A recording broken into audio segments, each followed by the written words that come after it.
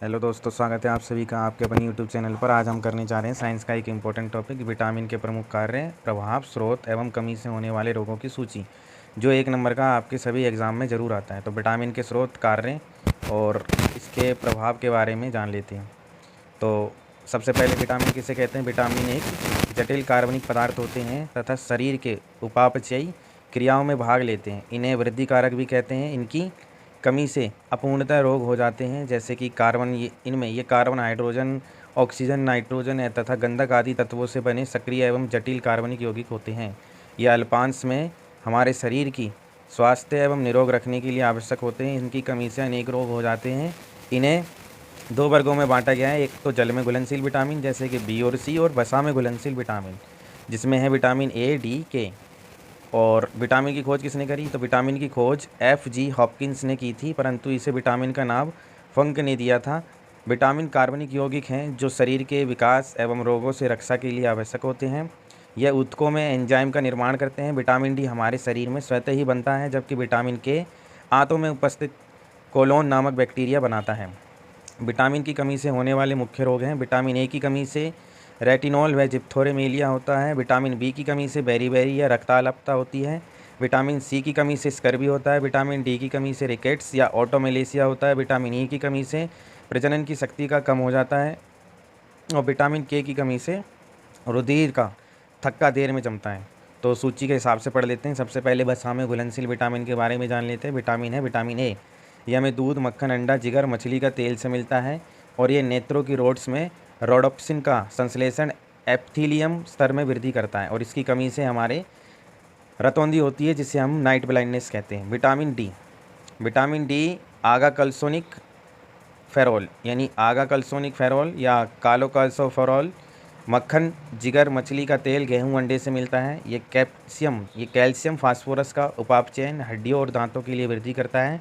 इसकी कमी से सूखा रोग और ऑस्ट्रिया मलेशिया हमारी बीमारी होती है, जो हमारी हड्डियां कमज़ोर हो जाती हैं। अब बात करते हैं विटामिन ई की, जिसका नाम है टोकाफेरोल, जो हमें हरी पत्ती, गेहूं, अंडे और जर्दी, अंडे की जर्दी जो होती है वाइट कलर की, उससे मिलता है। इसके प्रभाव हैं जननिक एपिथीलियम की वृद्धि, पेशियों की क्रियाशीलता, इनकी सभी हमारी मदद करता है। और इसकी कमी से होने वाले रोग हैं जनन क्षमता में कमी होती है और पेशियाँ हमारी कमज़ोर होती हैं। विटामिन के तो नेफ्थलिनोन, इसमें हमारे हरी पत्तियां, पनीर, टमाटर, अंडा, जिगर से मिलता है और ये जिगर में पैंथोमिन का निर्माण करता है, और इसकी कमी से रक्त का थक्का नहीं जमता है। अब हम बात करेंगे जल में घुलनशील विटामिन। जल में घुलनशील विटामिन है विटामिन बी, जो बी कॉम्प्लेक्स के नाम से जाना जाता है। इसमें सबसे पहले आता है विटामिन बी, जिसका रासायनिक नाम है थायमीन। अनाज, फलियाँ, यीस्ट, अंडा और मांस से मिलता है। ये कार्बोहाइड्रेट एवं वसा उपापचय के लिए ज़रूरी होता है, और इसकी कमी से बेरी नाम का रोग हो जाता है।